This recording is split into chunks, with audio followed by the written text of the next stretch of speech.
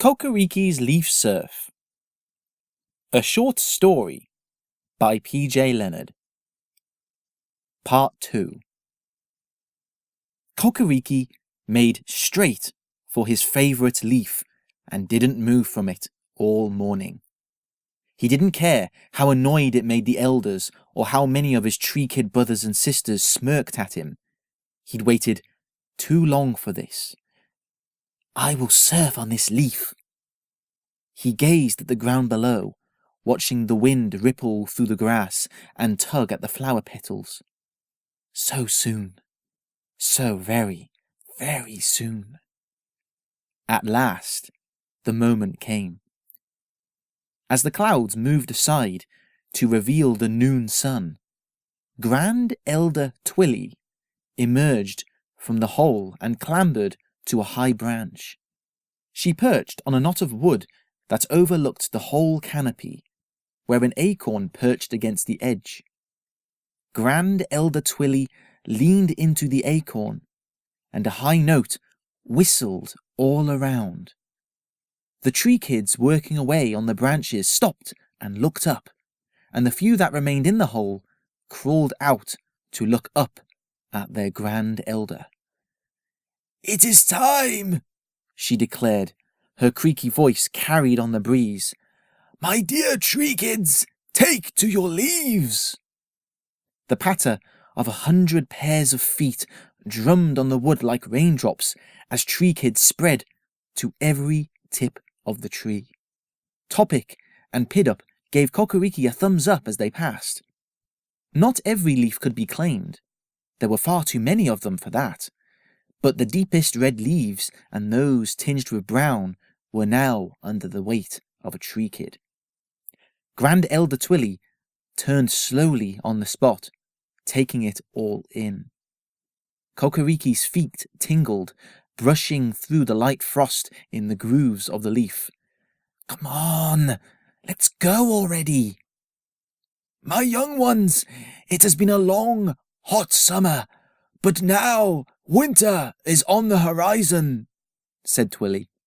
Kokkariki muttered the words along with her. How many times had he heard this speech? We must greet winter now, and greet it right, with the clearing of the old, in preparation for the new. Let's leaf surf! The tree kids roared their approval, Kokkariki loudest of all, as a fresh wind rushed through. The leaf underfoot swayed and rocked. He could feel the link between leaf and twig straining, cracking. To our youngest surfers, remember these rules 3, Twilly added. 1. Listen to your elders. 2. You must begin the climb no later than tomorrow sunrise. And 3. Never venture too far on the ground. The wind fell still for a moment, and every tree kid was still, silent, as they remembered their fellow tree kids who leaf surfed and never climbed back up. Kokkariki peered down at the ground again. The lost ones. That's what they called them. Kokkariki shuddered and turned back to face Twilly. Don't think of that. Think of the adventure. This will be amazing. Take to your leaves, surfers! A great thrill ran through Kokkariki. At last! He grabbed the tip of the leaf, holding it in a balled fist. He looked across, back to the hole, where the younglings were gathered. They stared wide-eyed at the canopy around them. Kokkariki grinned to himself. That had been me last year. How quickly things change. Steady now, said Twilly. Kokkariki and the other leaf surfers watched the Grand Elder carefully as her tiny chest seemed to swell, taking in a deep breath and holding it. A stillness Kokkariki had never felt before fell over the tree, as though every last twig had been wrapped in a coat of ice. Then the wind blasted through, strong and wild, and Kokkariki had to clutch the leaf in both hands to stay on. "Surf!" Twilly bellowed. With a loud crunch, hundreds of leaves snapped away from the tree and spun loose into the air. The world whirled around Kokkariki as the sky and ground switched again and again. The wind pulled at every part of him, trying to peel him off the leaf. Terror clutched at him. "I'm going to fall! The leaf is too big! I can't control it!" But then the wind shifted. The leaf stopped spinning. He twisted the tip of the leaf and pulled it upright, and gasped at what he saw. For the first time in his life, he looked at the tree as a whole. The vast trunk, the thick boughs, the fists of red leaves, all surrounded by single leaves fluttering down to the ground. Beautiful. Kokkariki whooped, bouncing up and down on the leaf as he steered it through the air. He was doing it! Leaf surfing! Tree kids on the other leaves whirled around him as he twisted the leaf back and forth. "This is incredible! This is wonderful! This is the best thing I—" Bump! Something huge and heavy struck the underside of the leaf. The tip of the leaf ripped off in his hand, and he rolled forward, but not into thin air, onto something flat, cold, and hard. It scraped at his skin and bashed the side of his head until he finally lay still. What happened?" The words drifted through Kokkariki's mind, fogged by a cloud of pain. He staggered to his feet, wincing as he put weight on them. He rubbed his eyes and looked around, and nearly fell over again. The ground stretched out all around him, endless and flat.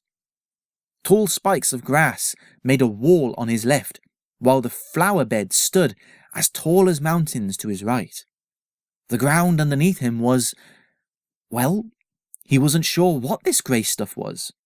He'd seen it from the top of the tree every day, but he'd never expected it to be so flat, so hard, so massive. The tree towered over him, so high it seemed to touch the sun, while the leaves still fell gently towards the ground around him. His knees felt weak and his neck ached from looking up so much. He rubbed his hands through his hair, then walked back to his leaf, still lying there on the grey ground. He grabbed it and started dragging it across the ground towards the pile of leaves that was starting to form. Kokkariki's mind raced. Everything felt flat somehow, and it wasn't just because of the ground. The leaf surf was over. After all of that waiting, all of his dreams of his first surf, it was over. All in a matter of seconds. Was that it? He looked around. The air was clearing now. Nearly all leaves had reached the ground. He still had time to explore the ground, of course, and then there was the climb back. But a strange feeling crept over him as he dragged his leaf towards the leaf pile. Disappointment. Kokkariki pulled his leaf onto the pile just as Elder Ganag called for a gathering. Ganag was only 8 seasons older than him, but stood a head taller than all of the tree kid younglings gathering around him, chatting excitedly. "That was great," said Topic, running up to his side. "You were right, Kokkariki, that was amazing." "Yeah," he said, forcing a smile. "Amazing." "More fun than I thought it would be," Piddup added as he caught them up from behind. "If only I hadn't been so worked up about the leaf surf. Maybe I would have enjoyed it more if I hadn't expected it." "Gather around, young surfers," Gannet called. "Quiet, please, we've got a lot of work to do." Kokkariki staggered as the ground beneath him seemed to give way. He looked down. The solid grey ground had stopped suddenly, and now he stood on something soft and brown. It crumbled under his foot as he sunk into it slightly with every step. How strange this ground is, with all of its different types. The crowd of young tree kids fell silent. Now then, it seems we all surfed down here safely, said Ganag. The next thing to do is to scout for food. The ground is full of little pockets of food. If you're lucky, you might even come across a rare treat like a nut or a berry. An eager ripple ran through the crowd. Topic rubbed her hands and Piddup licked his lips. Kokkariki didn't move. We have the rest of the day to scout. Don't travel too far. Travel in groups of 3 at least, and be back by sunset.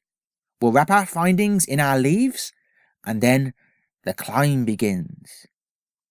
A wind hissed through the tree as if in response, pulling a few more leaves off as it did.